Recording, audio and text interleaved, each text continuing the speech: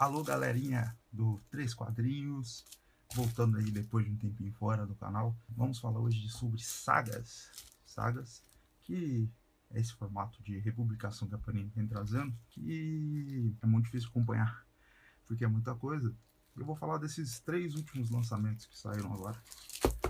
O último é a saga do Clone. Aqui.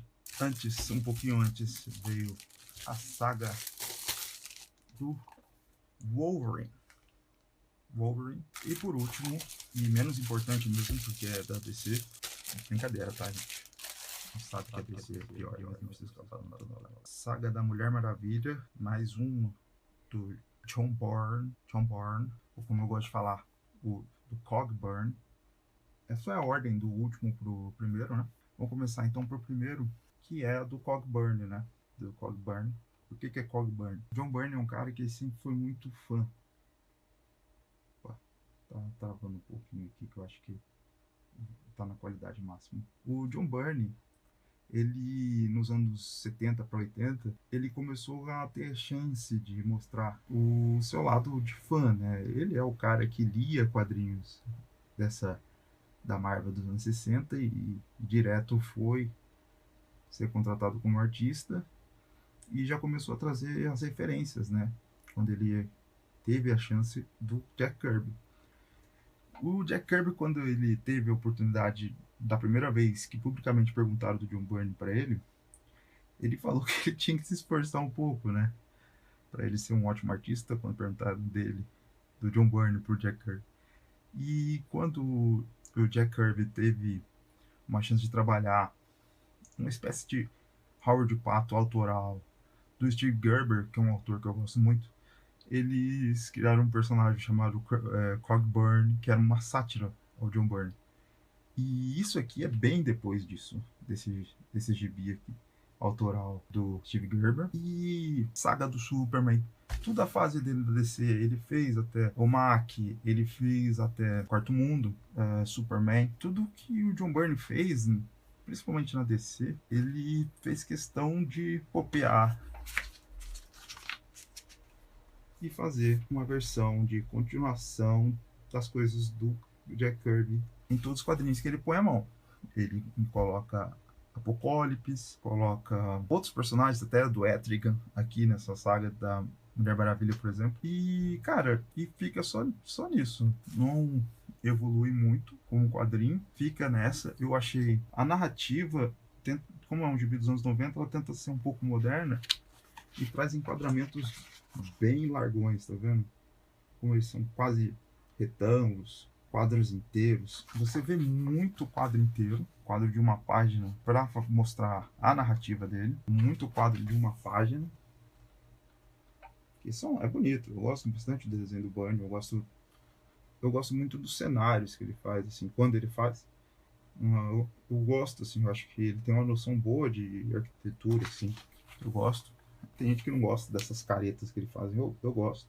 Assim, eu acho que é característico dele. Os personagens têm as caretas parecidas, assim, mas eu gosto. Mas aqui, cara, é um gibi que deixa de ser mais homenagem, deixa de ser só. Fica nisso, assim. Eu acho que a Diana é muito raso o jeito que ela é trabalhada. Apocalipse destrói a Temícera. Não é um spoiler, assim, é bem no começo. E não explica muito por quê. Falam que é porque, porque os novos deuses deram origem para os deuses. Esse jeito que o Jack Kirby pensou em fazer, né? Seriam os deuses astronautas, essas referências que ele pega.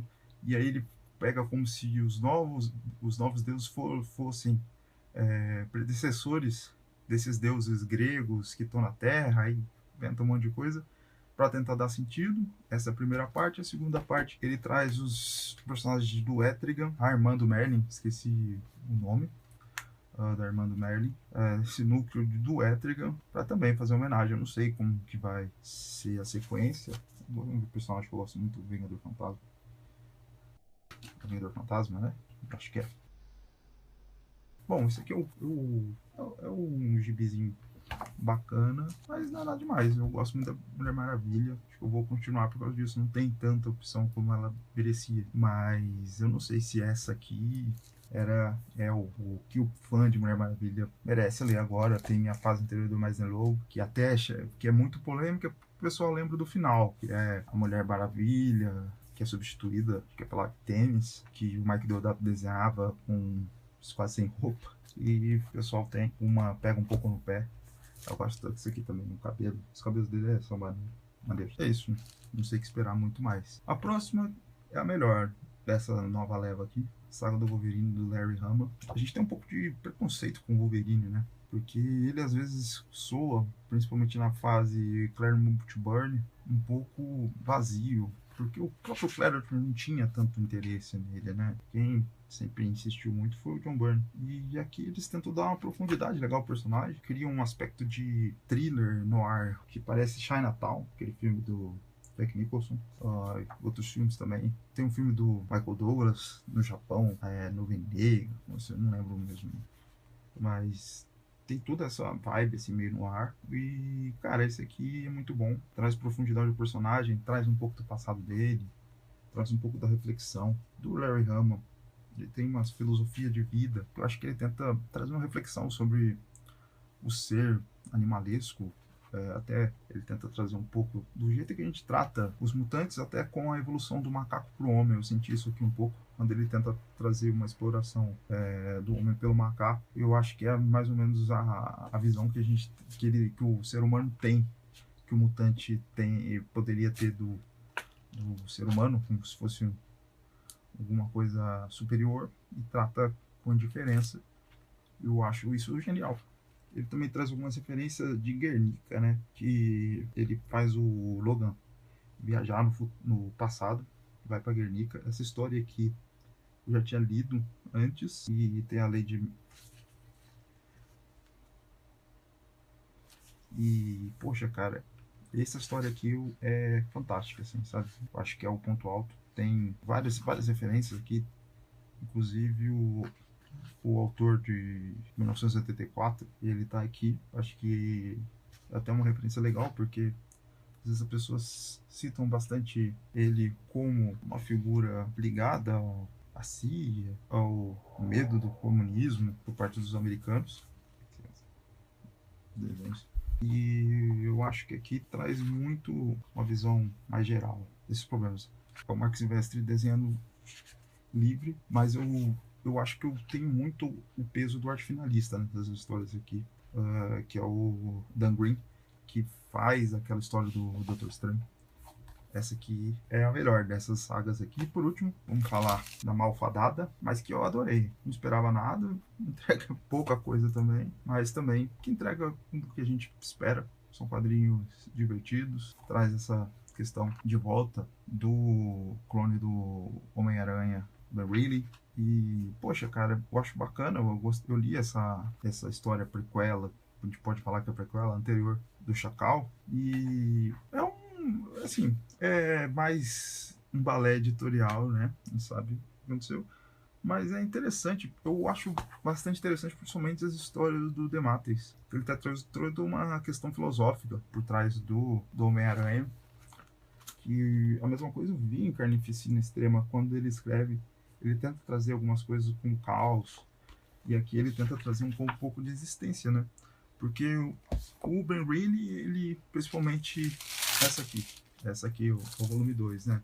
Geralmente está vendendo junto as duas, pelo preço de uma, R$44,90.